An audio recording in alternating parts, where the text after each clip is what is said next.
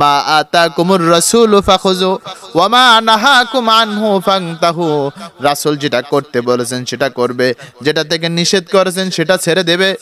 অতএব বান্দা ছেড়ে যখন দিতে হবে, ঈদের আনন্দ উৎসব যদি করতে হয় তাহলে শরীয়ত পদ্ধতিতে করতে হবে।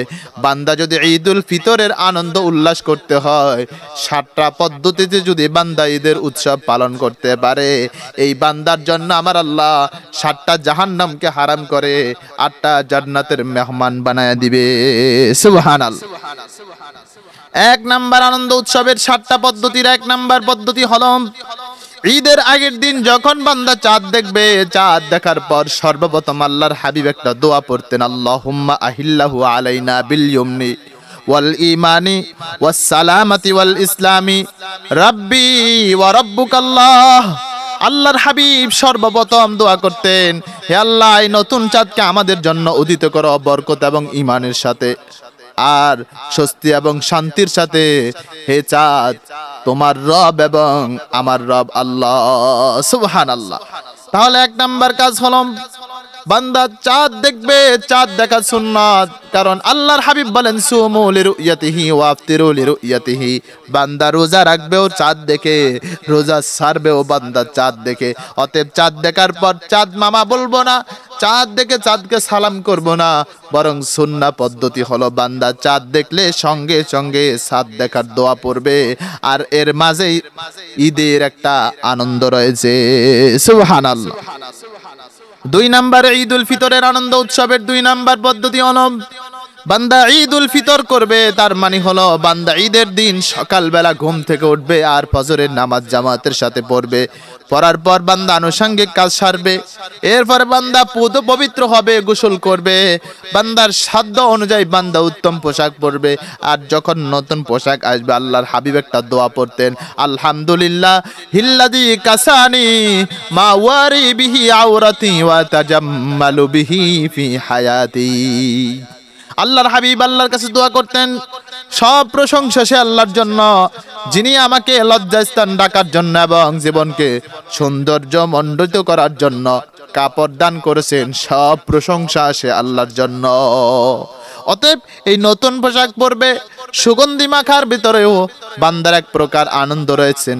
3 নাম্বার কাজ হলো বান্দা মনে মনে মনে মনে মনে মনে তাকবীরে তাশরিক বলতে বলতে ঈদগাহের দিকে রওনা করবে।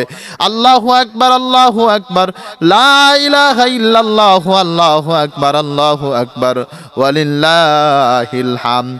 বান্দা ঈদগাহের দিকে রওনা হবে আর মনে মনে মনে মনে তাকবীরে তাশরিক পড়বে। তাকবীরে তাশরিক পড়তে পড়তে পড়তে পড়তে বান্দা ঈদগাহের দিকে যাবে। এর মাঝেও বান্দার এক প্রকার আনন্দ রয়েছে। সুবহানাল্লাহ। 4 নাম্বার পদ্ধতি হলো বান্দা ঈদগাহে যখন পৌঁছবে, ঈদগাহে পৌঁছে নিজের আসন গ্রহণ করে নেবে। আসন গ্রহণ করার পর ইমাম সাহেব যে নসিহত পেশ করবেন, সেখানে নিজের জীবনকে পরিবর্তনের জন্য নসিহতগুলোকে নিজের জীবন গুছিয়ে নেওয়ার চেষ্টা করবে। আর নিজের জীবন যখন পরিবর্তন করতে পারবে, এক সময় বান্দাটা নাফরমান ছিল, জালেম ছিল, ফাসিক ছিল, আর বান্দা যখন ঈদের দিন নসিহত শোনার পর বান্দার হৃদয় যখন প্রকম্পিত হয়ে আল্লাহর কাছে তাওবা করবে, এই তাওবার মাঝে জীবন পরিবর্তনের মাঝেও এক প্রকার আনন্দ রয়েছে। সুবহানাল্লাহ। 5 নাম্বার আনন্দ হলো সারা বছর বান্দা নামাজ পড়ে, কিন্তু নামাজগুলো হলো বান্দার তাকবীরের সাথে, বান্দা এক তাকবীরের সাথে নামাজ পড়ে।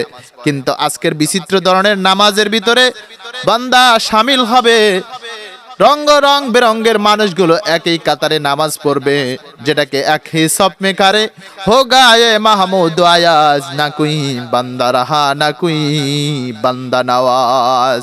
কে গোলাম কে মনিব, কোনো পার্থক্য যেখানে থাকবে না, কে কালো কে ধনী কে গরিব, কোনো পার্থক্য নাই, বরং এক জায়গায় দাঁড়িয়ে নামাজ পড়বে, আল্লাহু আকবার বলে বারবার 6 তাকবীরের মাঝে বান্দা যে নামাজ পড়বে, এই নামাজ পড়ার ভিতরেও বান্দার এক প্রকার আনন্দ রয়েছে। সুবহানাল্লাহ। 6 নাম্বার হলো বান্দা যখন নামাজ শেষ করবে, নামাজ শেষ করার পর ইমাম সাহেব 2টো খুতবা পেশ করবেন। এই খুতবাগুলো মনোযোগ সহকারে শুনবে, মনোযোগ সহকারে খুতবা শোনার পর এরপর বান্দা যখন বাড়ির দিকে ফিরে আসবে, জিকির করতে করতে বান্দা যখন বাড়ির দিকে ফিরে যাবে, তখন মোরে মোরে মোরে মোরে বান্দার সাথে ফেরেশতাদের সাথে সাক্ষাৎ হবে। ফেরেশতারা বান্দাদের সাক্ষী হয়ে যাবে, আর ফেরেশতারা বান্দাদের সাথে মুআমালাত করবে, বান্দাদের সাথে মুআনাকা করবে। জান্নাতি এক সুগন্ধি বের হবে, জান্নাতি এক সুবাসে সারা পৃথিবী ছড়িয়ে যাবে, সুন্দর আলোকিত পৃথিবী হয়ে যাবে। এর মাঝেও বান্দার এক প্রকার আনন্দ রয়েছে।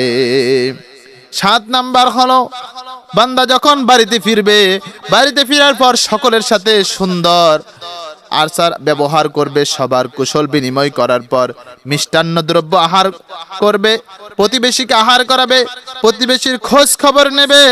এরপরে সারাটা দিন প্রচুর পরিমাণ আনন্দ উল্লাসের মাধ্যমে 7টা পদ্ধতি যখন বান্দা আনন্দ উল্লাস করবে, তখন ঈদুল ফিতরটা ইসলামী শরিয়া পদ্ধতিতে হবে।